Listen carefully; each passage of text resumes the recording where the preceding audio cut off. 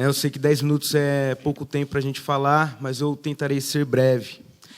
Bom, gente, eu sou professor muito novo na rede municipal. Eu tenho 1 ano e 1 mês agora, de rede municipal. E eu sou professor do Ensino Fundamental 2, e eu cheguei na escola e aí eu tive alguns problemas, como todo professor em início de carreira. Eu sabia o que a gente tinha que trabalhar em relação aos conteúdos, com todos os 8º e 9º anos que eu assumi. E quando eu cheguei para lecionar a história da Grécia, história de Roma, Idade Média, para os meus alunos, eu encontrei um certo atrito. Eu comecei a perceber que, na verdade, eles não estavam tão dispostos ali de conhecerem, de saberem sobre história de povos que viveram tão antigamente, que não tem muito a ver com o contexto deles. E eu comecei a pensar seriamente no que eu estava fazendo em sala de aula. E, quando eu entrava na sala dos professores, eu notava outro problema também. Eu notava que os professores eles começavam a amedrontar, principalmente a gente que está no início. Nossa, você vai para aquele 9º C, Deus me livre, você é maluco. Os alunos vão te comer vivo ali, vai ser um problema. E eu comecei a perceber outras coisas. Lógico que isso é o mais leve que eu estou trazendo. Eu começava a ouvir assim, coisas muito negativas em relação aos alunos. Então, uma representação muito negativa dos professores em relação aos seus alunos. E eu começava a me incomodar com aquilo seriamente, porque eu ficava pensando, puxa, se eu concebo o meu aluno como o outro, como errado, como estranho, como que eu vou ensinar esse sujeito? E aí eu ficava incomodado, eu falava assim, eu não vou ficar mais na sala dos professores, eu vou ficar com meus alunos no intervalo. Gente, eu sei... Depois, logicamente, vocês podem contestar tudo isso e podem... estou aqui para isso mesmo, para ouvir as críticas também, isso é interessante. Mas eu ficava incomodado com tudo isso. E aí eu ficava pensando como que eu posso mudar a relação que eu construo com os meus alunos em sala de aula. E esse projeto Relatos da Juventude surgiu desses incômodos. O Relatos da Juventude é um projeto muito simples de se desenvolver nas escolas, por isso que eu acredito nele. Eu gostaria muito que a gente ampliasse para outras escolas, para outras diretorias. O projeto Relatos da Juventude se trata de conhecer melhor o aluno, o outro. Então, parto aí de um pensamento de Paulo Freire: não há docência sem discência. Ou seja, eu não posso educar o outro se eu não quero conviver com esse outro e conhecê-lo também e respeitá-lo, principalmente em sua individualidade. Construí um projeto, sistematizei mais ou menos essas ideias que eu estou transmitindo para vocês, levei a coordenação e a direção, e eles gostaram disso, a gente levou para as reuniões de GEIF. Eu não participava de GEIF, era o professor módulo da escola. É complicado, Então, assim, E aí eu comecei a perceber outras coisas também, como há relações sociais militarizadas ainda, que vêm de tempos antigos, que estão presentes na escola hoje em dia.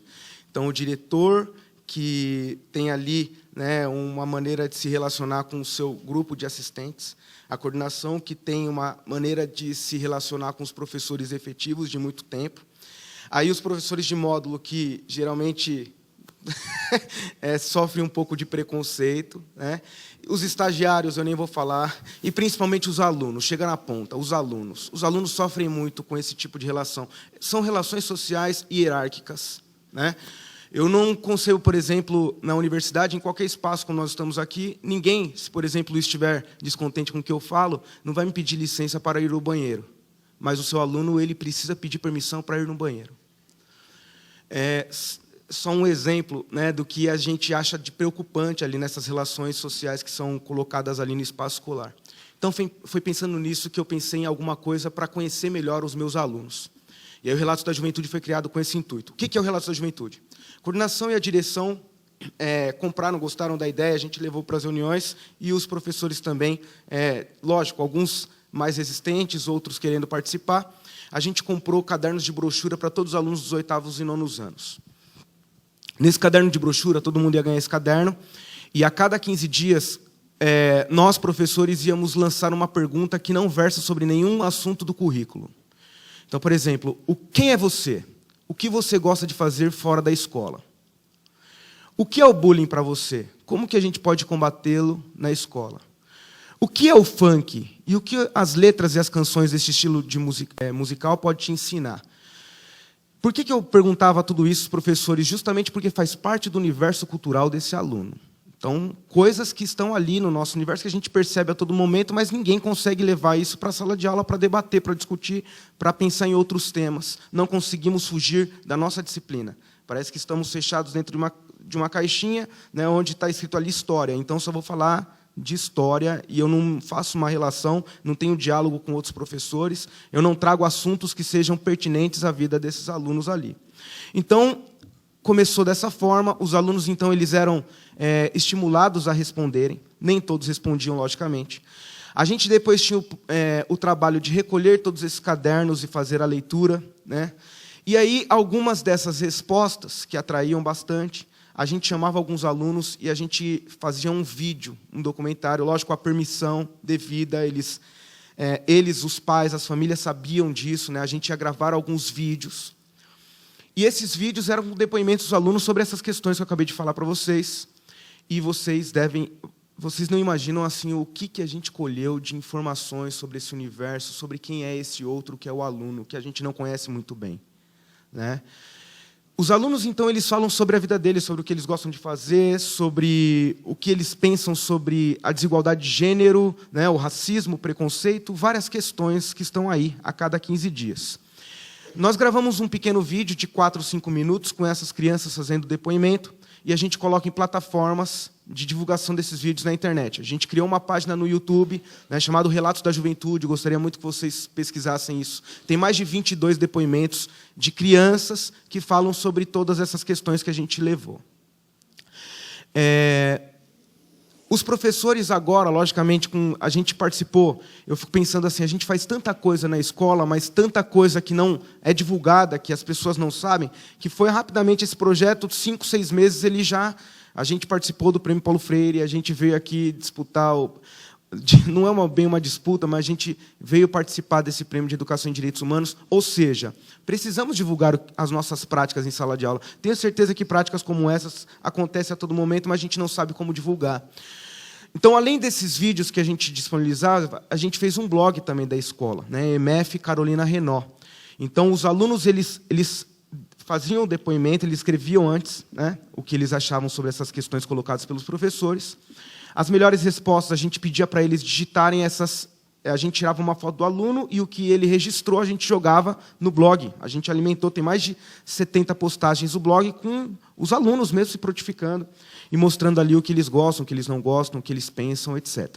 E também tem esses vídeos na internet que eu gostaria muito se vocês pudessem, dessem uma olhada. Pena que a gente não tem tempo para mostrar aqui alguns dos depoimentos. Gente, eu não tenho muito o que falar. Eu acho que, para fechar, né, uma ideia, né, que eu acho que dá muito certo, é o seguinte: é importante que a gente adentre um pouco mais no universo cultural dos nossos alunos. A gente tem uma visão, né, dicotômica de conhecimento. A gente que, né, se diz formado quando estamos lá na universidade, né, nós terminamos o curso de licenciatura e a gente fala assim, agora a gente está formado. Na verdade, a gente vai para a sala de aula e a gente tem uma grande preocupação, a gente tem um grande problema, porque a gente acredita que somente aquilo que a gente sabe é o essencial para que o aluno aprenda. E a gente tem que agora tentar pensar em como renovar essa visão que temos da nossa disciplina. Ou encarar a disciplina como uma transposição, então a gente vai ensinar o que os alunos, que a gente vê na faculdade, então formar mini historiadores, mini geógrafos, mini matemáticos, ou entender a disciplina como um campo aberto de possibilidades, um campo aberto de conhecimento. Muito obrigado.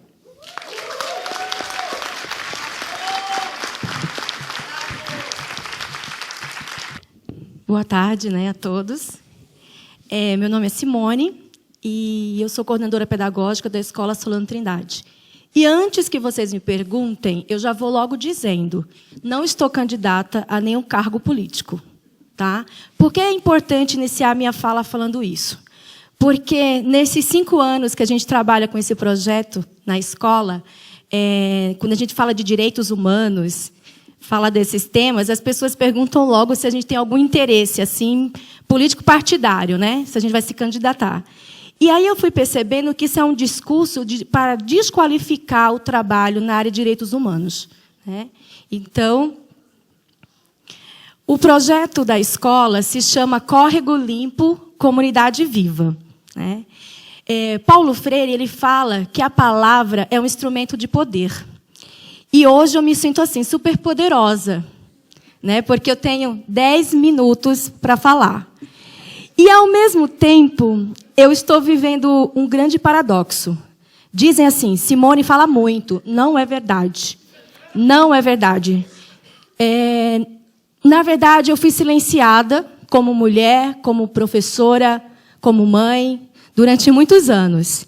E aqui, em 10 minutos, eu tenho que contar uma história que tem mais de 40 anos. Porque eu estou contando a história também de um bairro, né? Porque o projeto é Córrego Limpo Comunidade Viva. E esses 10 minutos, esse poder que eu tenho, ele é um poder com muita responsabilidade, é um peso que eu tenho. Porque eu não estou falando de mim, né? Eu estou falando de uma escola, eu estou falando de uma comunidade, que é o bairro Jardim Boa Vista. Uma comunidade que foi silenciada durante muitos anos. E que, durante anos, sofre com vários problemas. Primeiro, não tinha o asfalto, era barro. E os moradores falam que, quando iam trabalhar, eles tinham vergonha, porque eles tinham que chegar na Raposo, levar o sapato dentro da bolsa e limpar, para não chegar sujo nos outros locais. Depois teve a questão da falta de água, não tinha água encanada. E também tinha uma pedreira. Essa pedreira causava rachaduras nas casas, tinha as explosões, e foram grandes lutas para conseguir fechar essa pedreira. E conseguiu. Mas aí tinha também outros problemas, que era a enchente. O bairro Jardim Boa Vista fica na zona oeste de São Paulo, na divisa entre 2 municípios. E lá tem um córrego que, carinhosamente, é chamado de Córrego Morumbizinho. Mas eu acredito que ele se chama Itaim, né? E esse córrego, ele sofre, durante 40 anos, os moradores sofrem com as enchentes. E o que acontece? É um bairro que passou por vários problemas e, até hoje, tem essa questão do transbordamento desse córrego. É um córrego que ficou, ao longo do tempo, poluído, por conta da inexistência de políticas públicas de preservação ambiental, né, das nascentes e dos córregos. E a minha escola, né? Falar de uma escola, Solano Trindade, que toda a história do bairro é uma história de luta. Nada foi para o Jardim Boa Vista. Ele fica na divisa entre 2 municípios. Pensa, quase no finalzinho de São Paulo. Ninguém sabe se ele é de São Paulo ou se é de Osasco. E, no final, vocês sabem como é ficar na divisa de um município, né? Aí vem a escola Solano Trindade. Eu estou lá há 5 anos. E, quando eu cheguei nessa escola, para vocês entenderem, para a gente ver o nosso ponto em comum, eu estou falando de uma escola pública municipal, né, que tem problemas como todas as escolas aqui, não só de São Paulo, mas do país e do mundo. A gente trabalha... quando eu cheguei lá, as relações humanas eram muito conflituosas. A gente se maltratava demais.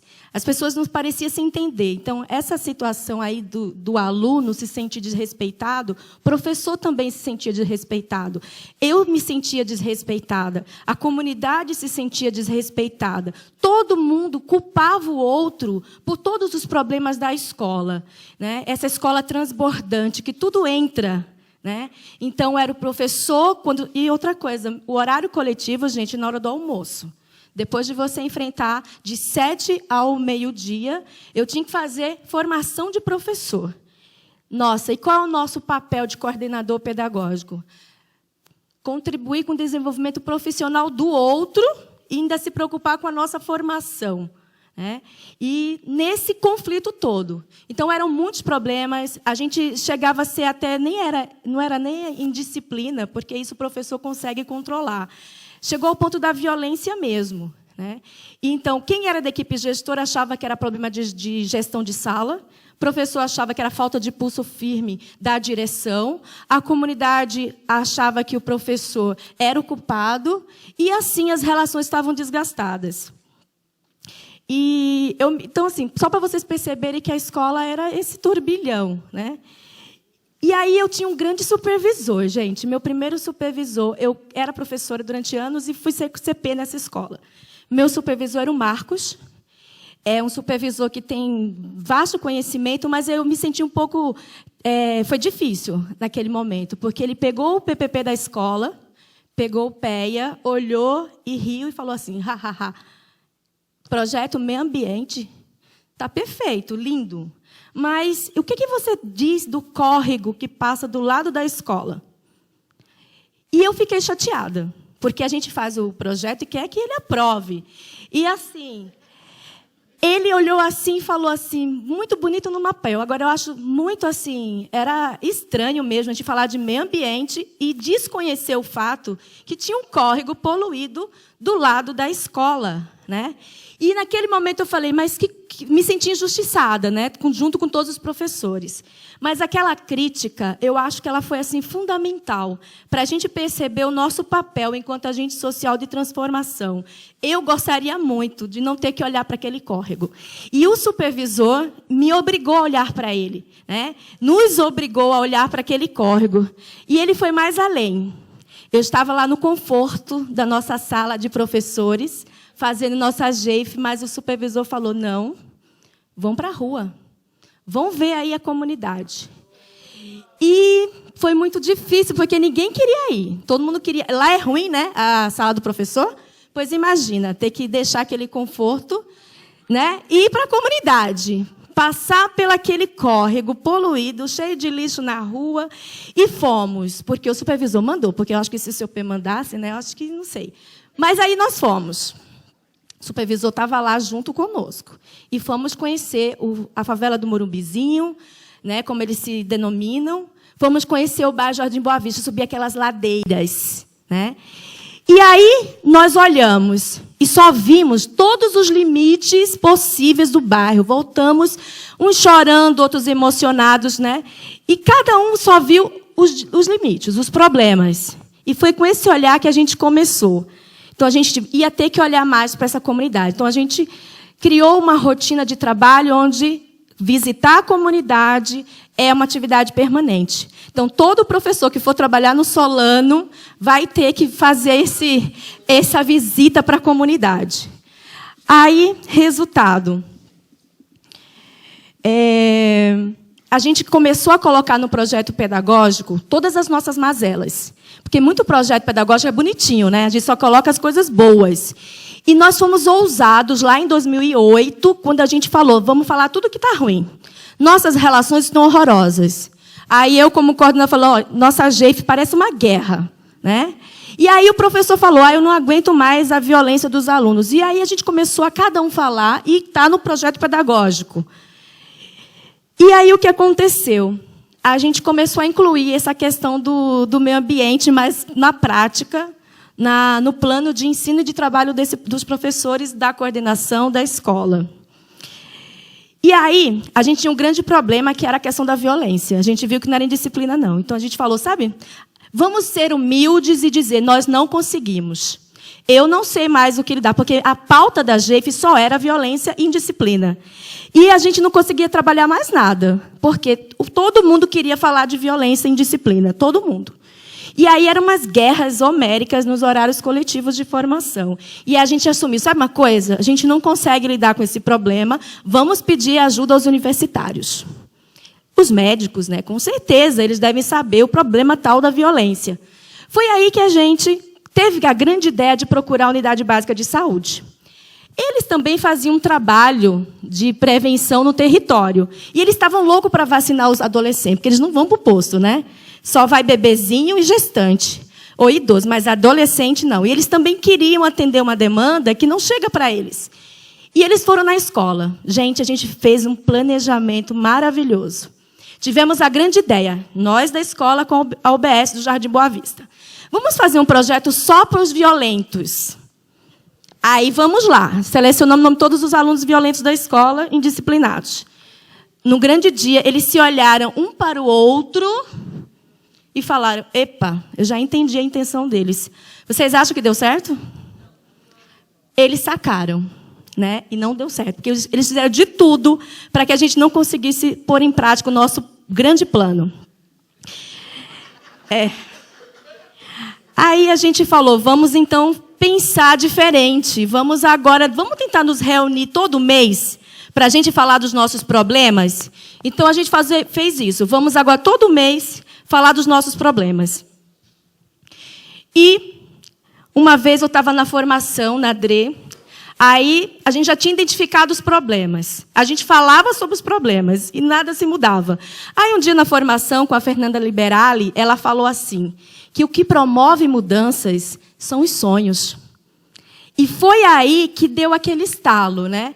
A gente parou de pensar nos problemas e a gente começou a pensar no que a gente poderia fazer juntos, né? E foi aí que surgiram acho que o grande passo. Qual era o nosso sonho? Qual era o sonho daquela comunidade? E a gente foi para a reunião dos moradores saber quais eram os sonhos dessa comunidade, dos alunos. E foi quando surgiu a história do Parque Linear. Muita gente brinca comigo e fala assim, é a do córrego. Eles não sabem que não é sobre o córrego que a gente está falando.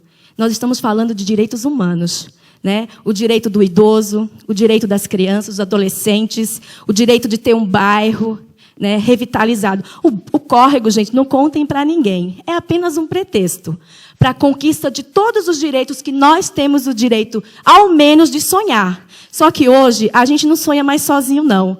Nós sonhamos juntos. Então, hoje, no primeiro seminário de Direitos Humanos, eu faço um convite para todos vocês. Não sonhem mais sozinhos, sonhem juntos. Porque quando a gente sonha junto, não existe na história, nem do bairro Jardim Boa Vista, nem no país, nem no mundo, que esse sonho que sonhado junto não tenha promovido mudanças. Tá? E agora, o Jardim Boa Vista não tem mais enchente. A gente transborda.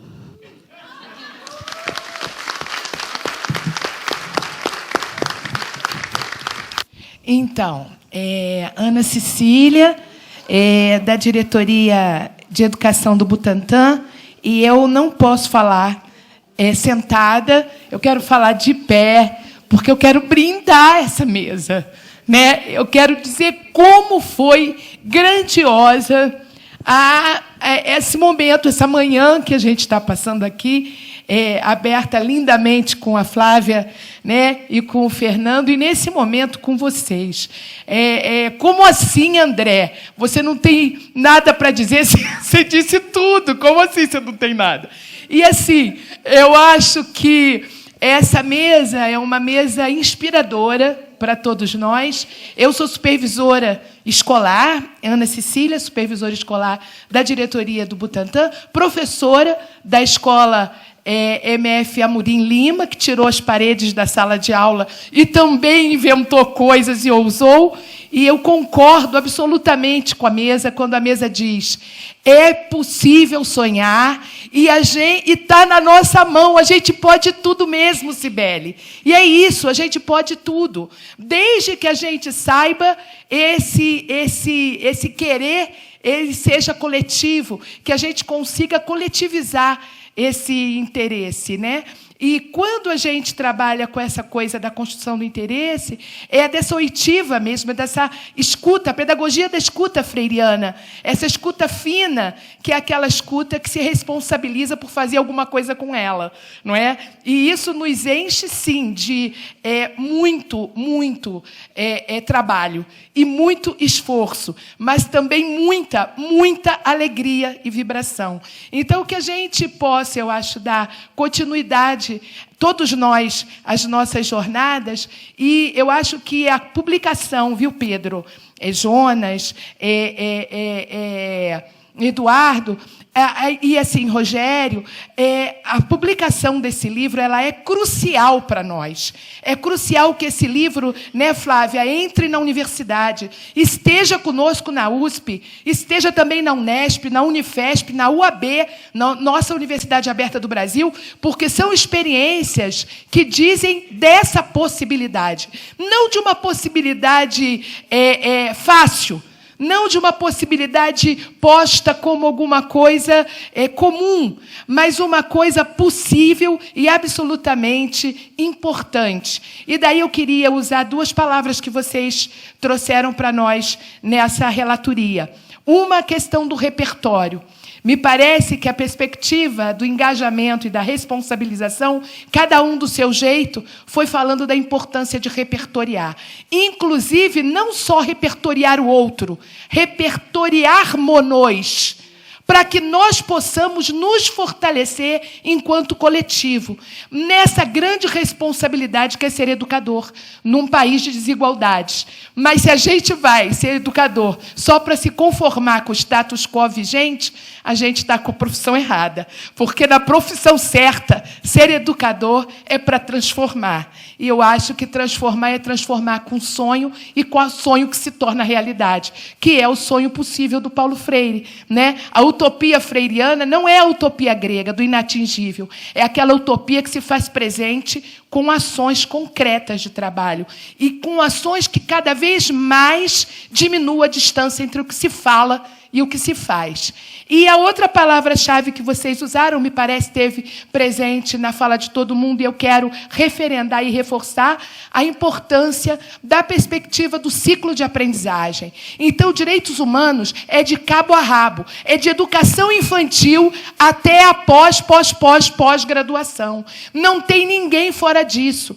Quero fazer minhas as palavras da Flávia Schilling, quando ela diz: a ação de direitos humanos não é disciplina mesmo, é muito mais que disciplina. Obrigadíssimo pela mesa, estou emocionadíssima, super obrigada, inclusive, por trazer, viu, Simone, a redenção da ação supervisora, porque como supervisora que sou, é para isso que serve o supervisor. E só como dado de realidade, o supervisor Marcos, que a Simone citou, foi com ela, foi com a escola inteira, com o Solano Trindade, para o córrego e para toda a comunidade, para as ladeiras, e ele é deficiente físico, usuário de muletas, foi vítima de poliomielite infantil e foi para o córrego com a escola de muletas. Então, para nós...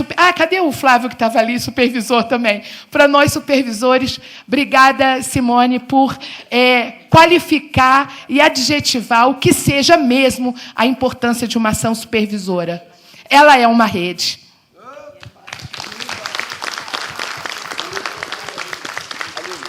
Aline, aqui. Você? Parabéns. Opa, chegou minha vez. Bom dia. Eu só tenho aqui que parabenizar e ficar muito feliz por estar aqui nesse momento e que Deus nos abençoe, né? A todos, em primeiro lugar. E estamos, né, na Semana Santa, né? Um momento muito bom, maravilhoso, onde que nós, né, estamos morrendo e vamos renascer a cada segundo, e eu vejo aqui um renascimento muito grande da educação e dos direitos humanos. Parabenizar. Eu sou Valdir, estou estudando pedagogia na Faculdade de Brasil, estou no 4º semestre, o TCC da Lei 10.639, é uma discussão muito séria. E, então, enquanto isso, eu sou também do MST, sou do Quilombo Guaianazes, sou conselheiro de Direitos Humanos também, e conselheiro de Meio Ambiente do CADE, Subprefeitura de Guaianazes, e do Movimento de Moradia.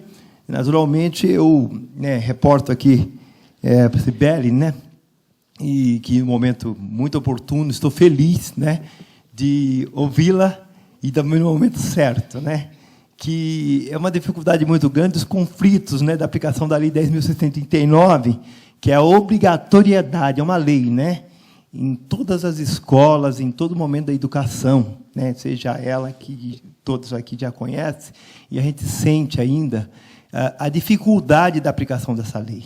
A gente sente ainda o racismo, o preconceito, a discriminação, todo, ainda mais o pior é a camuflada, aquela, né? Então, a temática da história do negro, da escravidão, a gente sabe como que ela já está. Mas essa aplicação desse resgate é muito difícil, porque nós nos sentimos discriminados. E, hoje em dia, os movimentos, e você vê na educação, tanta agressão, tanta violência, tanta discriminação e falta de segurança, né, da própria educação, se educar ou estar. Mas a gente fica feliz pelos guerreiros que a gente vemos aqui, e eu fico mais feliz ainda. Então, nós temos lá o Prêmio Educar para a Igualdade Racial, que é uma discussão muito boa, né, nessa questão, e a gente vê que a CONE, que é a Coordenadoria de Assuntos da População Negra, trabalhou muito bem as temáticas, né, com muito mais professores maravilhosos que tem aí, mas nós temos dificuldade, né, da formação justamente desse profissional, desse professor na temática da Lei 10.139, ainda a outra que segue junto, a 14.000. Né?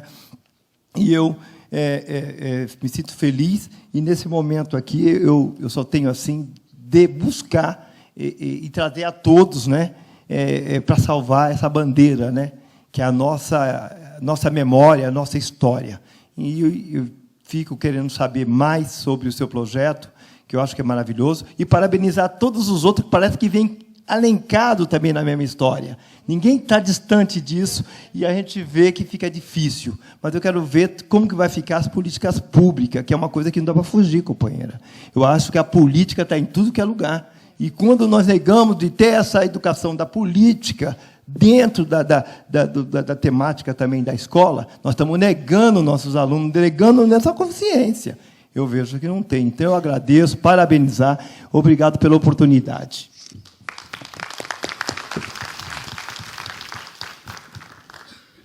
Vamos combinar o seguinte, Aline, faz aqui, ali a gente encerra em razão da hora, ok? A professora... Bom dia. Eu sou o Jaime, sou conselheiro tutelar no Jardim São Luís, próximo de você, André. E eu não sabia, fiquei muito feliz com a posição dessa mesa. Essa mesa realmente foi muito gratificante, porque eu, como conselheiro, às vezes eu me deparo muito com a questão de muita reclamação das escolas, justamente dos problemas que tem.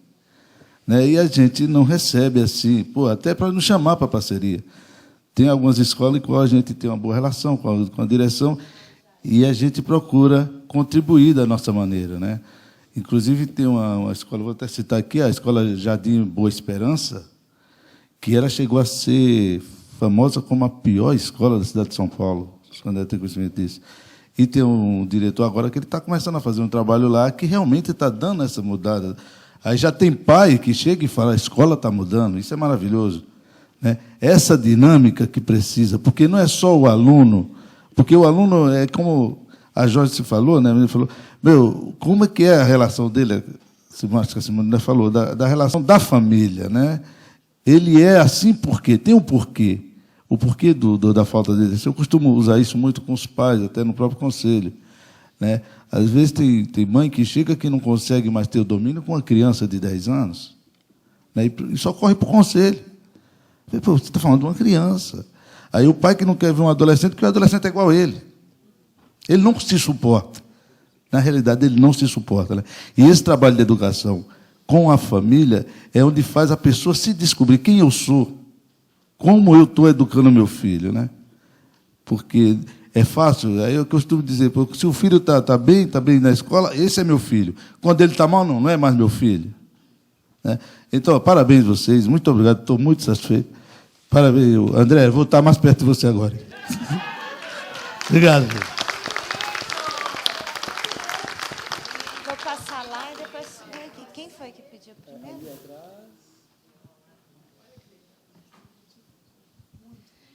Bom dia, meu nome é Edilene, eu sou diretora de uma EMEI chamada Olga Benário Prestes, lá na cidade de Tiradentes. Né? Uma honra, eu tive a honra de inaugurar a escola chamada Frei Tito de Alencar, inaugurada pelo Frei Beto, e depois fui para o Olga Benário. Né? Então, assim, ontem, comentando aqui com a Naime, a gente saiu fortalecido na mesa de ontem, e hoje a mesma coisa. Né? Eu estava aqui confabulando com os colegas, que vocês nada mais fizeram, né? Ninguém inventou a roda. Vocês fizeram a coisa que todo professor, que todo educador deveria de fazer, que seria ouvir a criança, ouvir o aluno. Né? E na escola a gente massacra. Né? Eu comecei no Frei Tito, era bebês, e uma coisa que me incomodava lá era a tal da hora da água e a hora do pinico. Né? Que eu fazia a discussão, por que todas as crianças têm que beber água ao mesmo tempo ou ficar sentadinhas no pinico ao mesmo tempo? Né? Então, essa era uma grande discussão. E hoje, né, ouvindo vocês, eu saio daqui assim super fortalecida, porque as falas, né, tudo é possível, o professor não pode ser fatalista, o professor não pode impor, que, infelizmente, a gente sabe que tem professor ruim, mas, felizmente, eu acho que nós temos muito mais profissionais melhores do que ruim. né? Porque os projetos, como o André falou, as escolas têm ações maravilhosas, é que nós temos o hábito de não registrar, né? O meu supervisor, ele vive pegando no meu pé que a gente precisa registrar. A gente precisa registrar e ele fala que precisa sair, as ações precisam sair das escolas, porque às vezes um problema que eu tenho na minha escola, com um projeto da outra escola eu consigo resolver. Então nós professores, gestores, nós temos esse péssimo hábito de não registrar, né? Então eu saio daqui assim muito fortalecida, a base para a gente nas escolas começar a fazer o outro ter o direito é ouvir, que infelizmente nós silenciamos as nossas crianças o tempo inteiro, desde o momento quando na sala de aula eu não deixo nem a criança escolher o brinquedo, eu já dou o brinquedo, você brinca com esse, você brinca com aquele, ou leva no parque, um parque imenso, maravilhoso, e aí o professor já fala, vamos brincar disso. Né? Então, a gente fica o tempo inteiro silenciando os nossos alunos e, como aluno, criança é movimento, daí vem a indisciplina e daí vem a violência. Então, se nós sairmos daqui, eu acho que cada educador sair daqui e chegar na escola e dar o direito, não, deixar o outro falar, eu acho que o seminário já conseguiu a missão dele, que é, né, a minha briga, né, a minha e da Anaíme, né, a gente como militante pela infância, é que a criança tenha voz, que ela seja ouvida e seja protagonista. Então, acho que o seminário já está conseguindo isso. Obrigada. Aline, ali tinha aqui, depois a professora Maria Nazaré, depois a gente volta ali, mas a gente vai ter que encerrar. É uma pena. Bom dia a todos.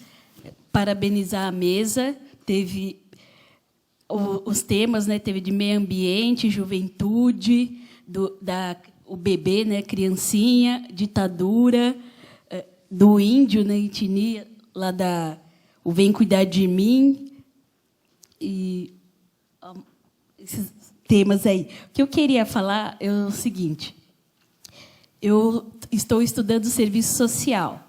Então, nós também temos que ter esse olhar para a sociedade, né? Olhar o outro e também acreditar muito na transformação, de que tudo é possível e as coisas podem acontecer. E vocês é a prova disso, mediante esses projetos que vocês apresentaram aqui para nós.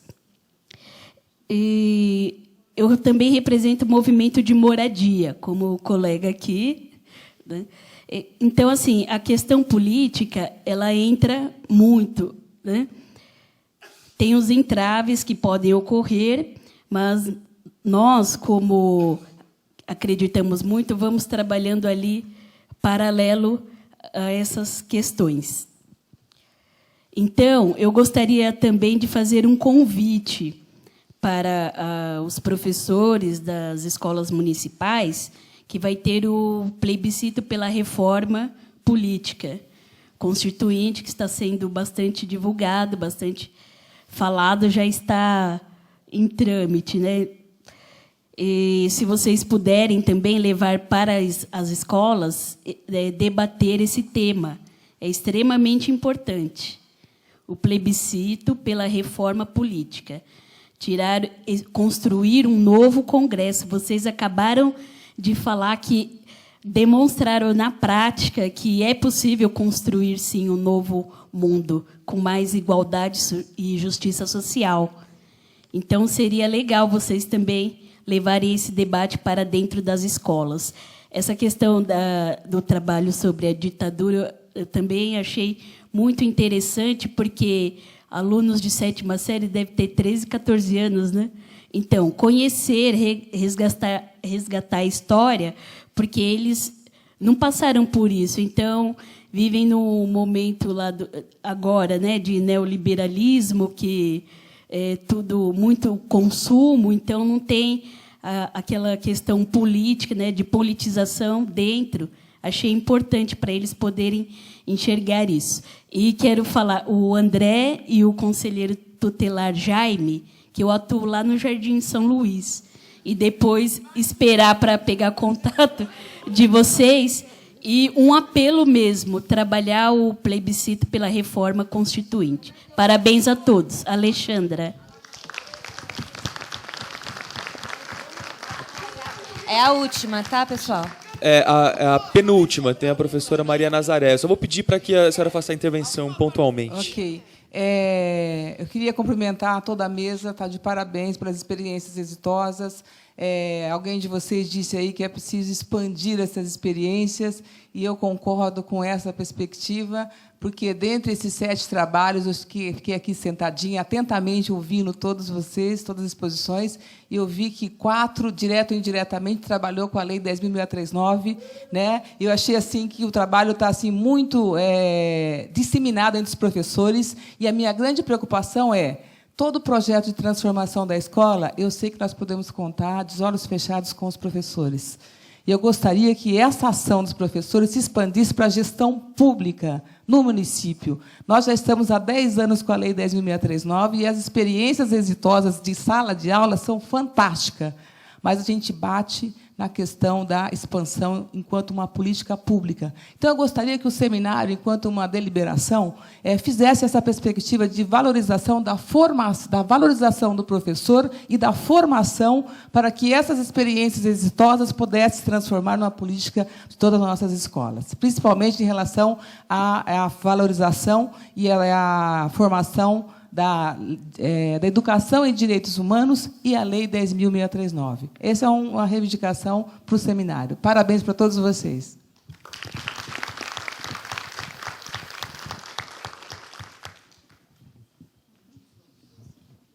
Então, eu gostaria de agradecer ao Bitar por ter a oportunidade de estar aqui com vocês, nesse momento tão importante que a gente, vamos dizer assim, é como se fosse um fechamento, uma celebração, né, como diz nosso Ariano Suassuna. E como a menina colocou ali atrás, do direito à memória e à verdade, até a questão ambiental, as pessoas com deficiência, a questão indígena, que é tão fora de tudo e de todos, estão excluídos. Então, destacar como vocês passaram por toda a história do Brasil. Maravilhoso como o cuidado vocês tiveram. Não esqueçam de se inscrever no Prêmio Nacional da Educação e Direitos Humanos, que é fundamental a visibilidade de vocês. Certo? Outro ponto que eu achei que gostaria, esse ano nós vamos fazer os 10 anos do Plano Nacional de Educação e Direitos Humanos. Vocês viram que a Flávia colocou muito bem, quer dizer, não fazemos a educação em direitos humanos só porque tem um plano nacional, mas a gente vem de uma construção, então é importante que, nesse momento de 10 anos, a gente também possa ter experiências como as de vocês no encontro nacional que nós vamos realizar, nós vamos depois divulgar com vocês. Agora, é muito importante o depoimento de vocês vivo, né? Então, veja só, não é só o livro é maravilhoso, eu vou levar... O Brasil hoje está com a rede de quase 60 cursos à distância. É preciso que tenha o livro no site, que vocês devem colocar, mas é preciso que tenha também os depoimentos vivos de vocês, porque a paixão com que vocês fazem o relato, ela é superior a qualquer leitura. Então, por favor, dê autorização do uso da imagem, e botem, né? Nós estamos com 60 cursos no Brasil, então é fundamental que vocês cheguem no Brasil. Tá bom? Obrigada. Eu quero agradecer mais uma vez a presença de todos e comunicar que na parte da tarde nós vamos ter os grupos de trabalho às 2 horas, né?